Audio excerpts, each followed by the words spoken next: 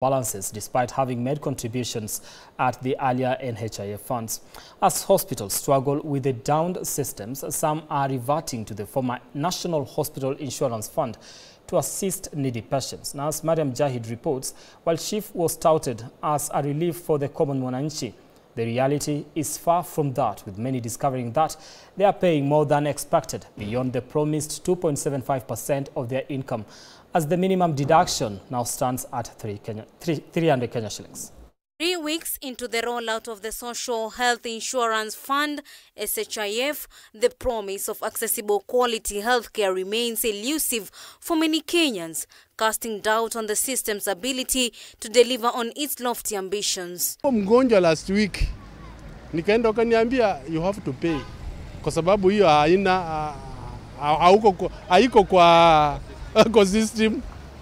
Nikashangaa, nikalipa, nikatoka huko. Haina haja mtu asajili kwa hii kitu kwa sababu haina mwelekeo na haitakusaidia. Watuletee kitu ambaye kinaweza ikatusaidia. Low-income Kenyans are set to feel the pinch, with SHIF deductions climbing above 2.75% of their earnings and a minimum contribution of 300 Kenyan shilling, a heavy burden for those already struggling. If you are 2.75%, the amount falls below 300, you will pay 300. Nobody pays below 300. So if you are 2.75 was coming to 100 shillings, you'll have to add 200 more. You'll have paid that times 3. That will be 7.5%.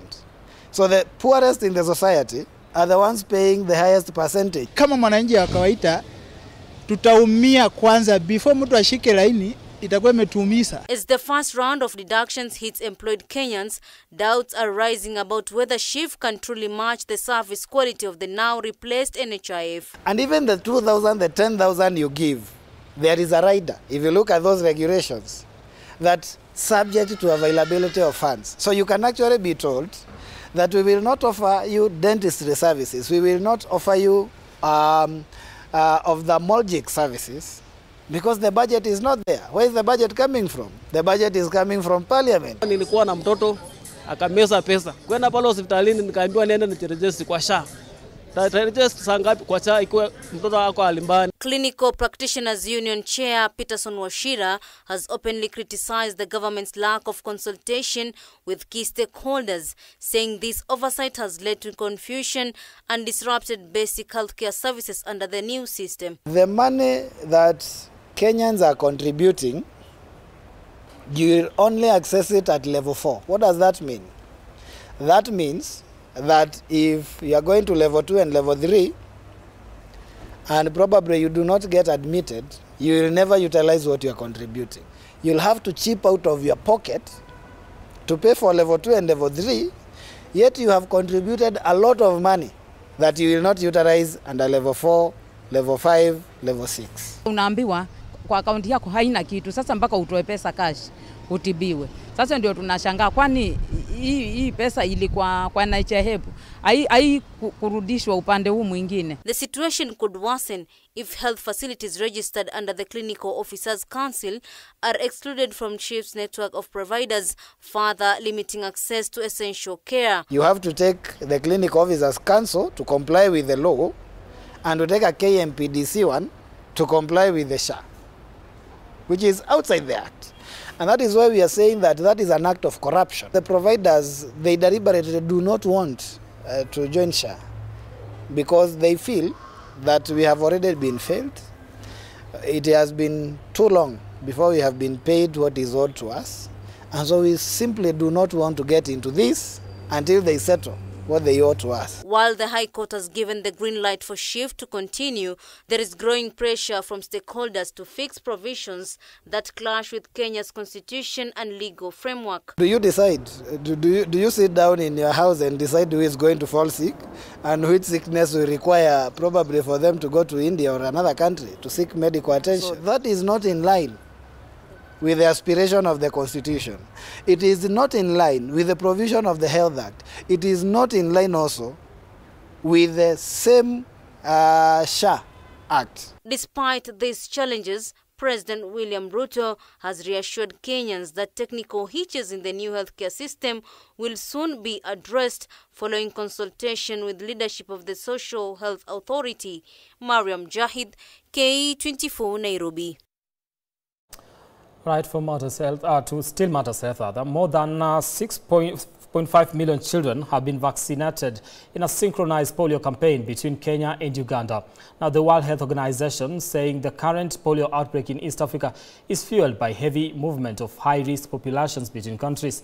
And as Robbie Omondi reports, this will ensure that children under 5 in these vulnerable areas were reached effectively. Now, despite recent misinformation about the effects of the vaccine on children. Following the recent detections of 6 polio viruses in Kenya and 1 virus reported this year in Uganda through environmental surveillance, health authorities have put in place common strategies not only at national levels but also regionally to create awareness around the virus. It is transmitted through fecal matter. So if you have polio, then you defecate in the wrong places, or even if we are using the water, maybe sometimes to even water our vegetables, then we don't wash them correctly. Polio is said to be a highly infectious but vaccine-preventable disease that most commonly affects children under the age of 5, attacking the lower limbs among other effects. Na mtoto anapopooza atapata shida ya kutembea na hairekebishiki. It is also known to even cause respiratory problems. Anywhere there's a muscle, polio could affect it. With the recent vaccine campaign by the Ministry of Health and other stakeholders, parents have been seen to raise concerns, some saying their children have been affected, while others receiving the vaccine with open arms. So the only reaction that I experienced na polio ilikuwa rashes kwa mtoto. But after a short while ilikuja ikaisha. Experts on their part say there is no direct linkage of the vaccine to the effects experienced. We are moving away from using eggs. We are using eggs, yes, but less and less. So the allergens, the allergic reactions that were there before are not as rampant as they used to be. So we are getting safer and we are moving away from using animal products. So wakati mwingi Wizara ya Afya inapopata outbreak katika borders zetu, tunafanya hizo campaign. The number of dosage has also been a concern, and considering that polio has no cure, prevention through vaccination could be the only way to go. Mtoto anapozaliwa anapata hiyo 0 dose ya polio vaccine. Baada ya hapo, baada ya wiki 6 mtoto atapata oral polio vaccine 1. Baada tena wiki 4 mtoto akikuwa wiki 10 anapata dozi ya pili. Alafu mtoto akikuwa tena miezi 14 weeks, wiki 14 anapata the last dose ya oral polio vaccine. Zinazidi zaidi ya 3 wakati kama kuna mkurupuko ama kuna kisa kimetokea, ila kwa kawaida mtoto atapata chanjo ngapi? 3. When you think you've been exposed, which you don't, how would you know you've been exposed? There's also post-exposure vaccine. So you can take the vaccine post-exposure, and that could also help in some cases. So far, at the Mama Lucy Hospital alone here in Nairobi, they have already vaccinated 7,674 children with an aim of vaccinating all children below 5 years. Na hizi sub-county zingine pia zimechanja wengi tu. Kwa mfano kama Bahati imechanja watoto 10,000. Target yetu ni kwamba tufike kila mtoto mwenye umri huo akuwe amechanjwa polio.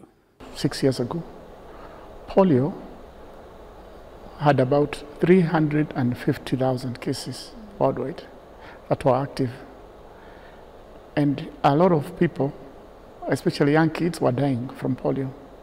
So Lottery made a decision, since disease eradication is one of our areas of focus, to intervene with other partners that included the UN and other bodies. Stakeholders are also calling for more funding to protect children against polio. We have a drive for what we call Polio Plus funds as Rotary.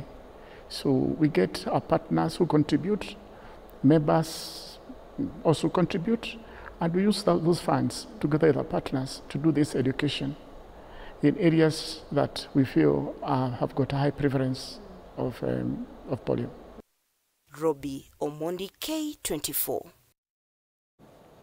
Away from matters health, Agriculture and Livestock Development Cabinet Secretary Dr. Andrew Karanja has announced good news for farmers. Now they should no longer worry about the influx of tea in the market, which has led to a glut and subsequently affected prices. The CS revealed that the amount of unsold tea has dropped dramatically from 70 million kgs to 10 million kgs. Now, this announcement comes as Kenya joins in celebrating 100 years of tea production in an event spearheaded by the Tea Board of Kenya. Stakeholders in the industry will gather for a summit scheduled for the November 14th to 16th, 2024. Linda Koskei has this report. Known as the largest tea-growing country in Africa and the third largest globally, Kenya's tea industry has undergone significant evolution and growth far exceeding expectations. Kenya Tea has long been a leading foreign exchange earner for the country. What began in 1903 with the planting of the first tea bush by G.W.L. Kane has transformed Kenya into one of the world's largest exporters of black tea. Today, Kenyan tea stands as a symbol of national pride, influencing cultural, social, and economic dynamics across the nation. However, the sector has faced challenges, including a current economic recession impacting key markets such as Pakistan, Egypt, and Sudan, along with the slow uptake of tea at warehouses in Mombasa. Nevertheless, Agriculture Cabinet Secretary Dr. Andrew Karanja has assured farmers that the government is actively working on strategies to clear all stock. Volume of tea which was stuck in Mombasa has significantly gone down, and I will leave the numbers to Mutai to tell us the numbers, because he might have been the recent numbers, but I can assure the Kenyans the numbers have come tremendously down from what we had about 70 million to less than 10 million. The CS was speaking as Kenya marked 100 years of tea production. Tea, we are witnessing 100 years since tea was commercialized in Kenya. The country should be able to be grateful and joyful that over 100 years we have been able to achieve a lot in the tea industry. 22% of the foreign exchange comes from tea, and 4% of our GDP is contributed from the crop. To commemorate a century of tea production, two major events are planned to highlight the historical significance, economic impact, and future prospects of the Kenyan tea. This includes the Heritage Week at Karatina University from November 6th to 8th, 2024, and the Kenya Tea Summit from November 14th to 16th, 2024 in Mombasa. The climax of this celebration will be the Kenya Tea Summit, which will be at the Mombasa White Sands Hotel, Sarova, from 14 to 16 November 2024. The highlight will be on sustainability, innovation, global positioning of the Kenyan tea. The tea industry supports over 600,000 farmers and impacts approximately 6.5 million Kenyans, contributing 2% to the national GDP. Linda Koskei, K24 TV. Right, we take another break here on Evening Edition. When we come back, I believe I'll be taking you through some sporting action, so don't go too far. Back in a few.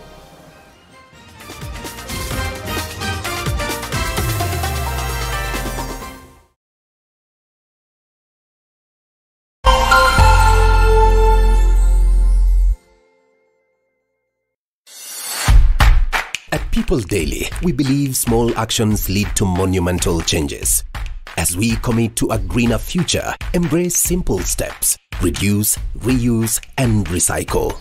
It's time to go green. Kuwa Green. Switch off and